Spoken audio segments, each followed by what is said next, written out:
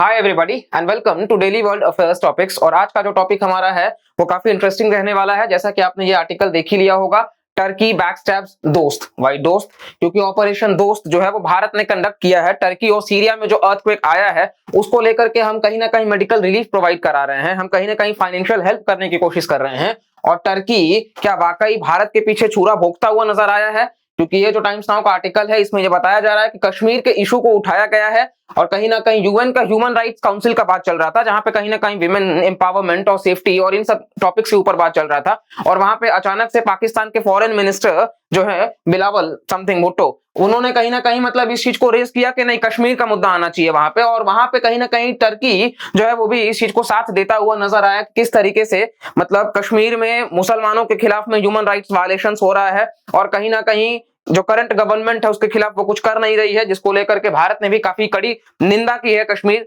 को लेकर के कि मतलब आप ये बायलैटरल मुद्दा है और आपका इसमें इन्वॉल्वमेंट होना खैर जरूरी नहीं है।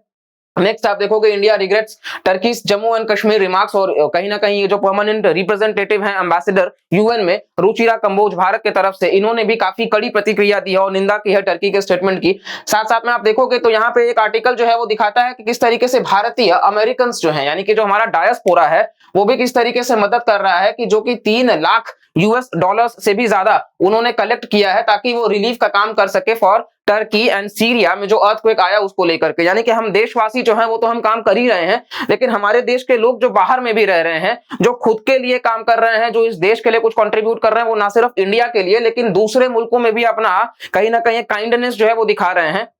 और उसको लेकर के क्या स्टेटमेंट टर्की यहाँ पे दे रहा है वो आप देख सकते हैं। और जैसा कि आपको पता होगा भारत ने कहीं ना कहीं इसमें पाकिस्तान का भी एक बिल्कुल प्रोपागेंडा है इस चीज को लेकर के। आप देखोगे जब भी organisation of Islamic countries OIC इसका जब भी मीटिंग होता है तो वो मलेशिया, टर्की इन सब के साथ में एक प्रोपागेंडा फैलाता है कि कश्मीर का मुद्दा को उठाना है और किस तरीके से हम भारत में कहीं ना कहीं मतलब एक जो डेवलपमेंट चल रहा है उसको हम कहीं ना कहीं बाइफरकेट करने की कोशिश करें और वर्ल्ड लेवल पे हम दिखा सके कि किस तरीके से इंडिया में जो कि सबसे ज्यादा मुस्लिम है आफ्टर इंडोनेशिया, उसको ये बता सके कि India is a secular country. Turkey में तो सेक्युलरिज्म भी नहीं है और पाकिस्तान को तो छोड़ ही दीजिए, उनका तो बात ही नहीं करना है। और उस नेशन को आप सिखा रहे हो कि किस तरीके से मतलब सेक्युलरिज्म जो हम मेंटेन कर पा रहे हैं वहां पे भी आप भाईचारा को तोड़ने की कोशिश कर रहे हो। खैर किसी मुल्क से ये डिफाइन नहीं होता है कि इंडिया में चीजों का रिस्पेक्ट है या नहीं है, because we Indians very well we ensure about it. Now world map में आप देखोगे तो आप बाकी कंट्रीज को देख सकते हैं। भारत हमारा प्यारा देश, ये बे ऑफ बंगाल और अरेबियन सी के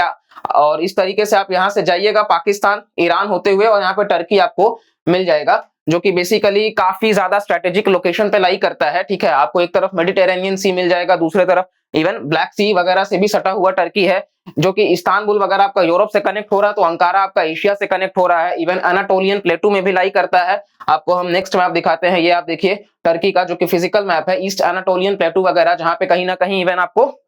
अर्थक्वेक वाला जो रीजन है कारानमान मारस वो आपको देखने को मिल जाएगा, गाजियानटेप वगैरह ये आपके सामने, और यूफ्रेटिस नदी वगैरह भी जा रही है। तो टर्की ओवरऑल कुछ स्टेट्स इंपॉर्टेंट, काफी इंपॉर्टेंट स्टेट्स हैं, बॉस्फोरस स्टेट और डार्डानेलिस स्टेट। तो ये कहीं ना कहीं टर्की का एंटायर मैप है और इसका जो लोकेशन है वो इसको बहुत इंपॉर्टेंट बना देता है। और टर्की के साथ में भारत का ऐसा नहीं है कि रिश्ता बहुत खराब है, ये कुछ दृश्य है जहां पर टर्की 50,000 से भी ज्यादा लोगों के जान गंवा चुका है अपने नागरिकों के, और जिसको लेकर के बिल्कुल हम भारतीय इस चीज से बिल्कुल खुश नहीं है। इसको लेकर के हम आज भी दुख व्यक्त करते हैं और कहीं ना कहीं ये हमारे जयशंकर साहब जो कि एक्सटर्नल अफेयर्स मिनिस्टर जो टर्की के हैं उनके साथ मतलब मीटिंग वगैरह जो हुई, और साथ साथ में ये हमारे वीर जवान जो कि कहीं ना कहीं हर वक्त ना सिर्फ इस मातृभूमि के लिए लेकिन समूचे विश्व के लिए जब भी जरूरत पड़ती है तब ये आन खड़े होते हैं और इस हिंदुस्तान के तिरंगे की शान रखने की कोशिश करते हैं। नेक्स्ट आप देखोगे तो ये अगेन ये पूरे के पूरे दल बल के साथ में पहुंचे हैं कि कहीं ना कहीं जितनी भी राहत हम प्रोवाइड कर सकते हैं बिल्कुल करते हैं और हर वो अंतिम सांस जो ले रहा है उसको हम बचा सके। और ये जो दोस्ती का हाथ है, क्या ये वाकई मतलब हम देख सकते हैं कि अभी ये मतलब बन पाएगा या नहीं, क्योंकि टर्की जो है वो एज ए पार्टनर आप देखोगे तो अच्छा है, 10 बिलियन के अराउंड का हमारा ट्रेड होता है। साथ साथ में आप देखोगे तो टर्की वो कंट्री है जो कहीं ना कहीं मतलब हम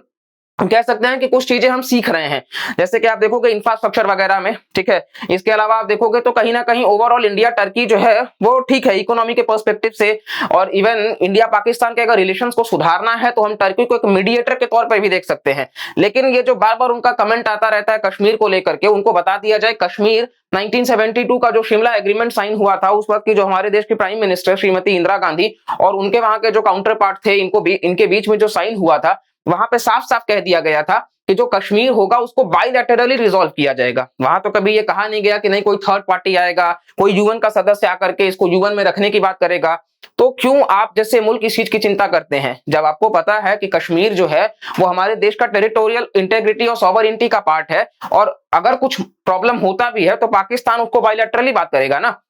आप उसमें बीच में क्यों मतलब अड़ंगा लड़ाने की कोशिश करते हैं। और ये चीज कहीं ना कहीं टर्की को भी और बाकी मुल्क को भी समझ लेना चाहिए। जैसे जर्मनी का भी कुछ समय पहले एक स्टेटमेंट आया था, तो ये चीज उनको समझना चाहिए कि आप किसी कंट्री के टेरिटोरियल इंटेग्रिटी और सॉवरेनिटी के लिए कहीं ना कहीं किसी भी तरीके से स्टेटमेंट रेज ना करें। और ओवरऑल रही बात रिश्तों की, तो भारत और टर्की कहीं ना कहीं इस वक्त हम मान सकते हैं कि इस स्टेटमेंट से थोड़ा बहुत प्रभाव पड़ सकता है। वैसे इंटरनेशनल रिलेशंस में ये चीजें काफी कम मायने रखती हैं अगर वर्ल्ड लेवल पे वो रिश्ते को हम ज्यादा मजबूत रखें, लेकिन अगर ऐसे ही स्टेटमेंट्स आते रहेंगे तो चीजें ज्यादा दूर नहीं रहने वाला है कि जब ये शायद दोस्ती का हाथ वापस से बंध ना सके। और ओवरऑल ये हमारा पूरा का पूरा वीडियो था जो कि आपको पसंद आया होगा कि किस तरीके से ये ऑपरेशन दोस्त चलाने के बावजूद किस तरीके से दोस्त के ऊपर ही हमला किया जा रहा है टर्की के द्वारा, और किस तरीके से भारत उसका काउंटर अटैक कर रहा है। साथ साथ कहीं ना कहीं आपको नेक्स्ट वीडियो जो हमारा रहने वाला है वो काफी इंटरेस्टिंग रहने वाला है। आप स्क्रीन पे देख सकते हैं आर्टिकल, जहां पे अनदर इंडिया पाकिस्तान वॉर, और ये काफी हाई पॉसिबिलिटी है और ये मिलिट्री रिटेलिएशन को लेकर के हो सकता है, कश्मीर को लेकर के, और ये अंडर मोदी लीडरशिप। और ऐसा यूएस के एक इंटेलिजेंस एजेंसी है उसने कहा है, और इंडिया चाइना को लेकर के भी उन्होंने कहा है। और क्या कहा है एग्जैक्टली, कौन कौन सी बातें वो रखे हैं, अगर आप जानना चाहते हो